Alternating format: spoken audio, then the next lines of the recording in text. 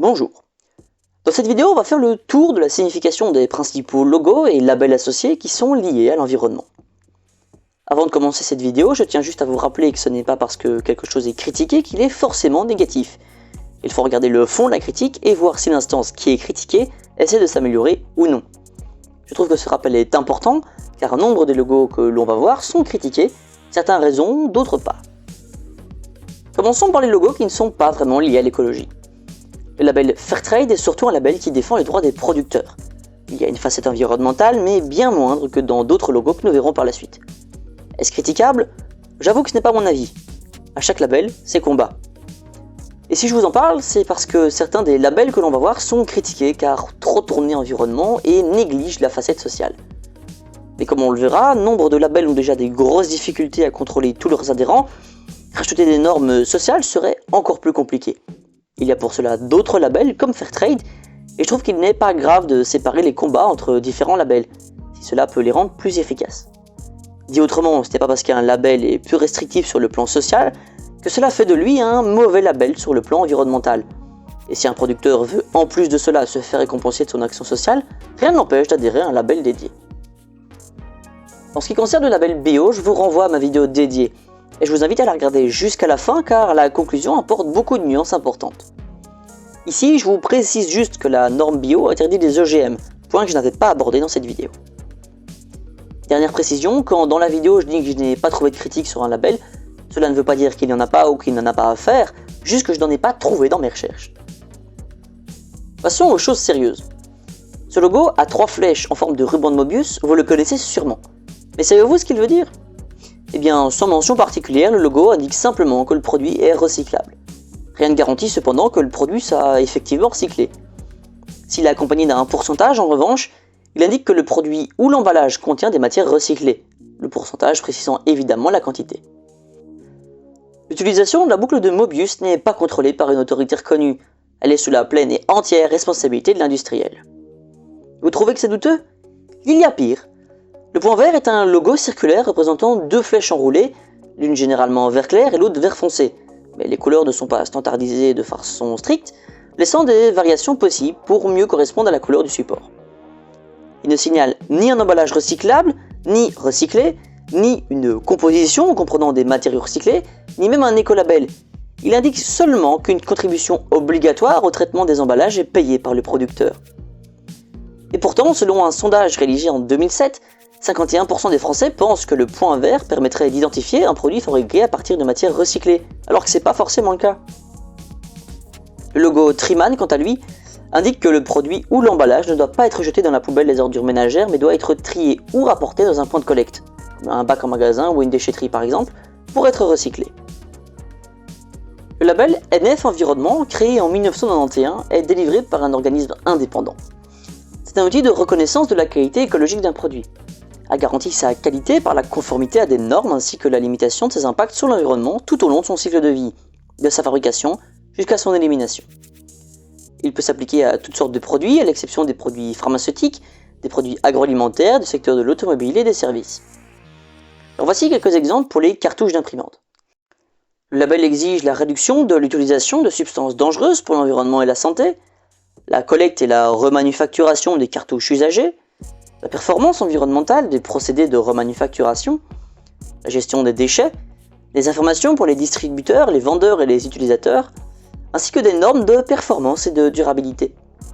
Je n'ai pas trouvé de critique sur ce label. En ce qui concerne l'écolabel européen, j'ai par contre pu trouver des critiques.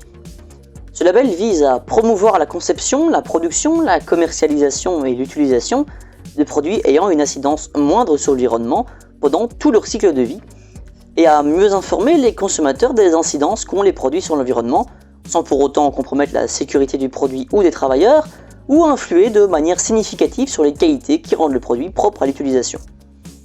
Il est basé sur une approche globale et systémique qui passe par une analyse du cycle de vie du produit, de sa fabrication, dont le choix des matières premières, à son élimination ou son recyclage en passant par la distribution et sa consommation ainsi que son utilisation. Ainsi, chaque type de produit doit répondre à un cahier des charges précis qui prend en considération tout le cycle de vie du produit, matières premières, distribution, consommation et recyclage. À la demande des États membres, l'écolabel européen a exclu de son champ d'application les produits agroalimentaires, les boissons et les produits pharmaceutiques. Cela dit, on peut noter que les compositions, qu'elles soient qualitatives et quantitatives, de certains produits ne sont pas vérifiées. Ils comptent sur la bonne foi des industriels. De plus, des produits contiennent des ingrédients nocifs pour l'environnement alors qu'il existe des alternatives. Les critiques les plus vives ciblent la certification des produits d'entretien. Labels plus restreints dans leur champ d'application, les labels PEFC et FSC sont deux labels connus pour le papier, mais de façon plus large pour les produits forestiers.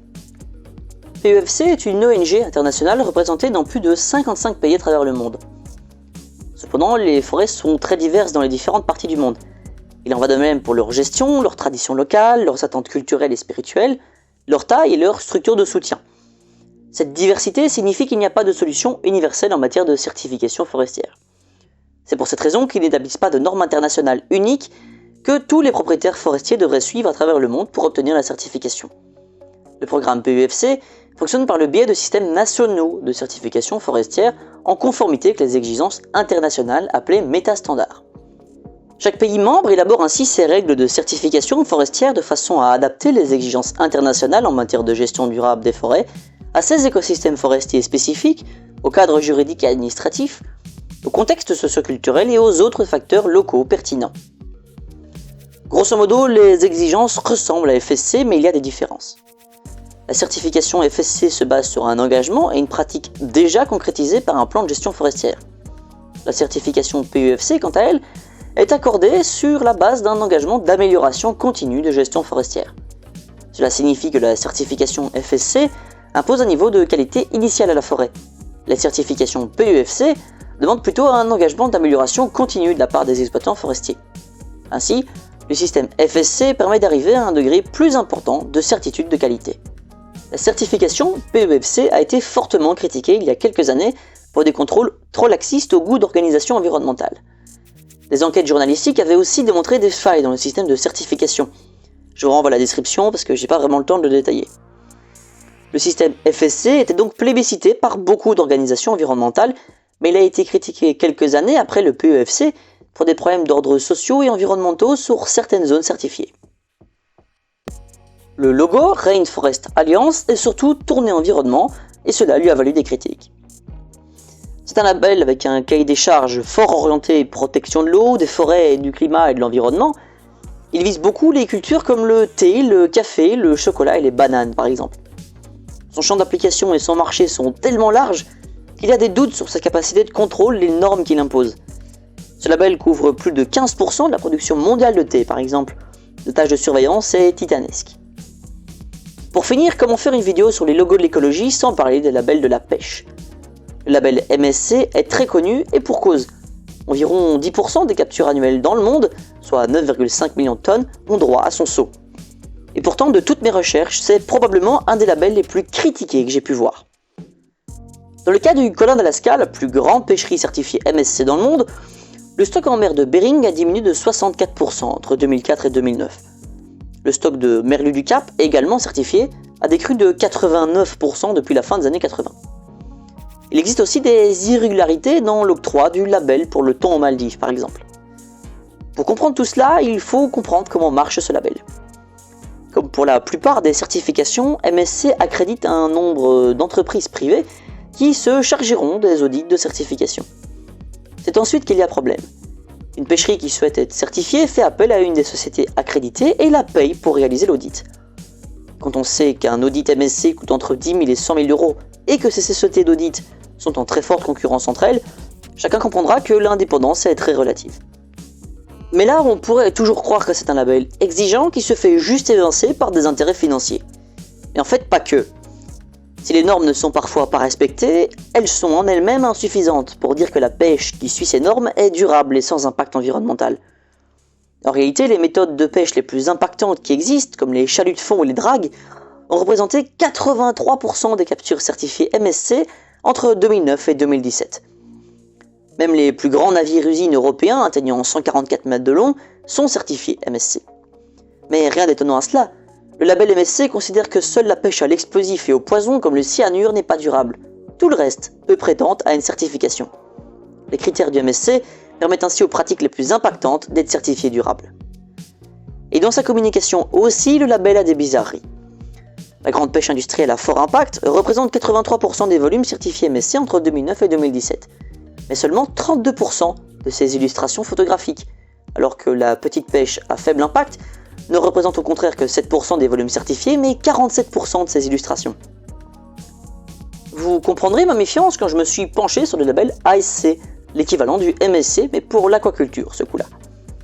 Et bien pourtant, je n'ai trouvé aucune critique sur ce label, si ce n'est que le côté social pourrait être un peu plus présent, et le fait qu'il certifie surtout les gros producteurs qui ont les moyens de se payer les audits.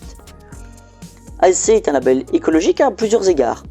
Le label interdit que les poissons d'élevage proviennent d'espaces naturels protégés et impose l'élevage uniquement d'espèces locales. Ainsi, en cas d'évasion dans le milieu, la contamination est minime. Il indique que les produits sont issus d'un processus de production 100% durable. Les poissons génétiquement modifiés sont interdits. Le label impose également des critères en matière de composition et d'origine des aliments pour poissons. L'utilisation d'additifs est par contre autorisée.